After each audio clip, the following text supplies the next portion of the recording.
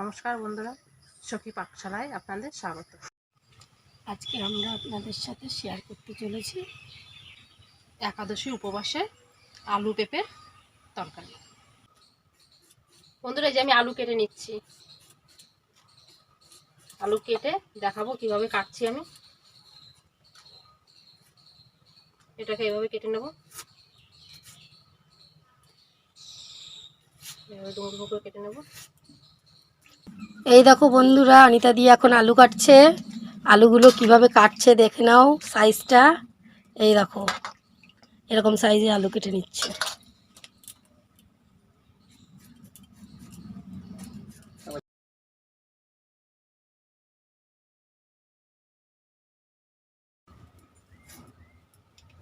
এই তো আলু কাটা হয়ে গেছে।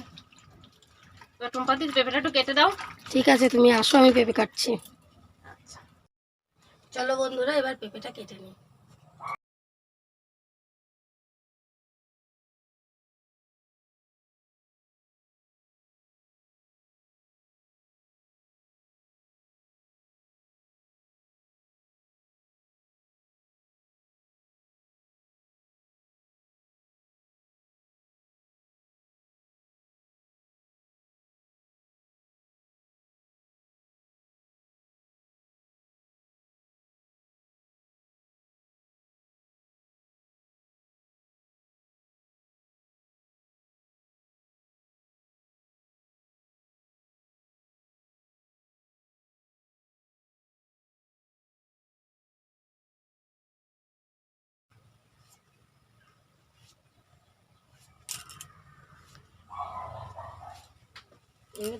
এই দেখো বন্ধুরা কিভাবে কাটছে টুম্পাদি।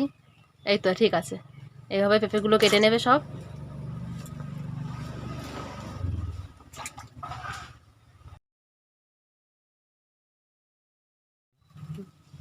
এই যে আমার পেঁপে কাটা হয়ে গেল।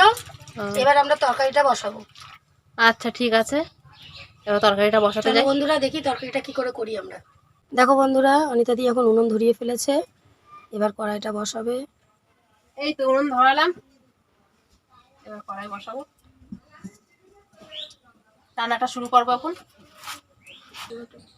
কড়াইটা ভালো গরম হোক, গরম করতে দিয়েছি। একাদশীর রান্না হলুদ ছাড়া হয় তো, একটু কড়াইটা ভালো করে তাওয়ায় নিতে হবে, তারপর তেলটা দিতে হবে। বন্ধুরা, আমি প্রায় 3 টেবিল চামচ মতো তেল দিয়ে দেবো।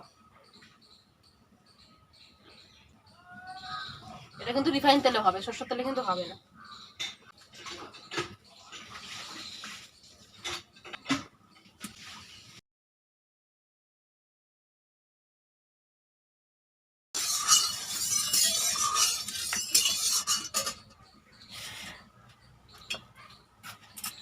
তেলটা গরম হয়ে গেছে, এবার আলু পেঁপেটা ছেড়ে দেবো।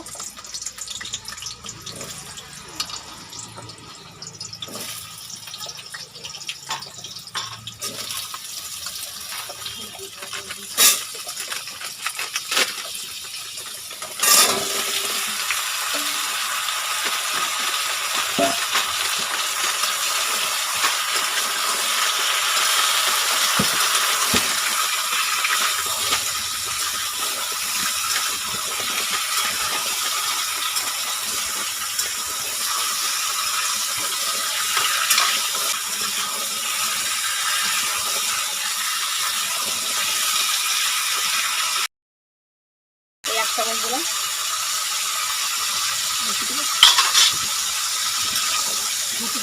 আর অল্প একটু দেবো, সামান্য একটু দেবো।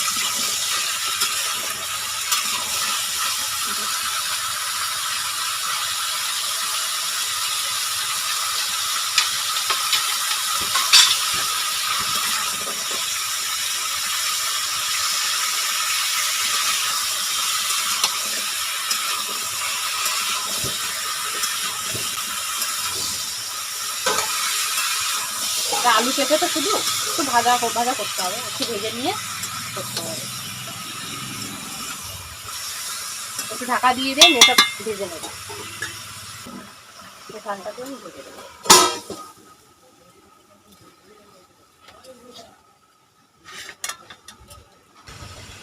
দেখি ঢাকাটা তুলি।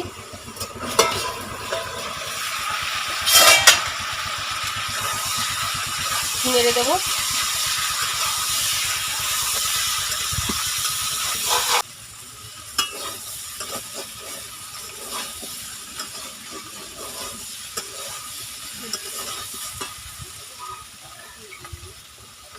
এক চামচ গোলমরিচের গুঁড়ো দিয়ে দিচ্ছি,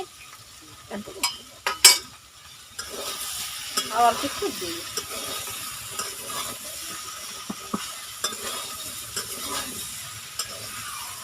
এটা তো ঝাল চলবে না, এটা গোলমরিচের ঝাঁঝেই খেতে হবে। আর 7 চা চামচ দিয়ে দিলাম। এখানে আপনারা যদি চান পাতিলেবুর রস দেবেন সেটাও দিতে পারেন। আমাদের পাতিলেবুর রসটা খুব পছন্দ না, দিলাম না। আপনারা চাইলে এখানে পাতিলেবুর রসও দিতে পারেন। লেবু দিয়ে খেলে বন্ধুরা টক লাগবে, আরও বেশি সুন্দর লাগবে, কিন্তু লেবুটা আমাদের শ্যুট করে না, তাই আমরা লেবুটা দিচ্ছি। একটু ভাজা ভাজা হয়ে গেছে, এখন জল দিয়ে দেবো।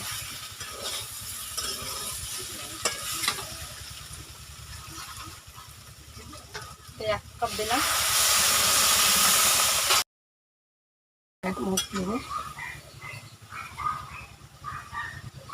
এই 2 মগ জল দিচ্ছি আমি।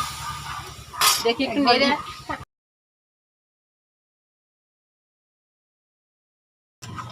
2 মগ দিয়েছি জল, আর একটু দিয়ে দেবো, আর একটু লাগবে মনে হচ্ছে। আর 1 মগ দিয়ে দিলাম।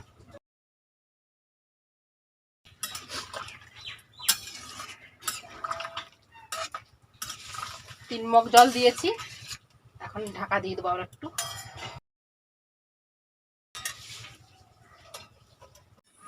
ঢাকনাটা তুলে নেই।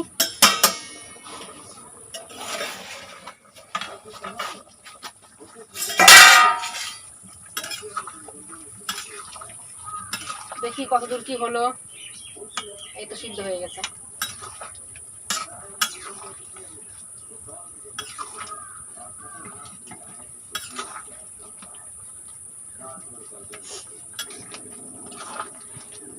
সিদ্ধ হয়ে গেছে, আর একটু জাল হবে।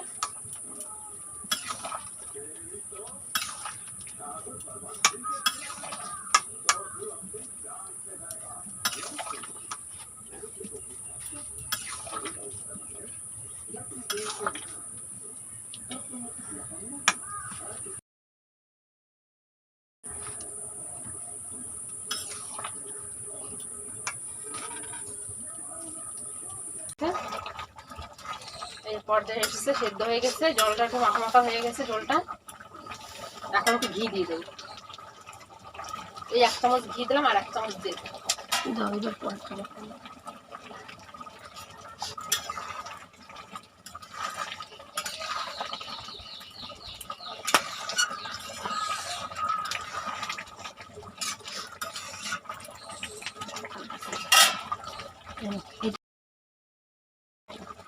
এক চামচ আগে দিয়েছি, এখন এই 1 চামচ দিচ্ছি। 2 চামচ ঘি দিলাম আমি। আপনারা চাইলে শুধু ঘি দিয়েও করতে পারেন। আমি প্রথমে সাদা তেল দিয়ে করেছি, আপনারা চাইলে প্রথমে ঘি দিয়ে করতে পারেন। এখন হয়ে গেছে, আমি তো এইভাবে করি, আপনারা করে খেয়ে দেখবেন। ভালো লাগলে কমেন্ট করবেন। আমার এটা হয়ে গেছে, আমি এখন নামাবো। ভিডিওটি ভালো লাগলে লাইক করবেন, বন্ধুদের সঙ্গে শেয়ার করবেন, আর নতুন নতুন ভিডিও সবার আগে পাওয়ার জন্য চ্যানেলটি সাবস্ক্রাইব করে রাখবেন।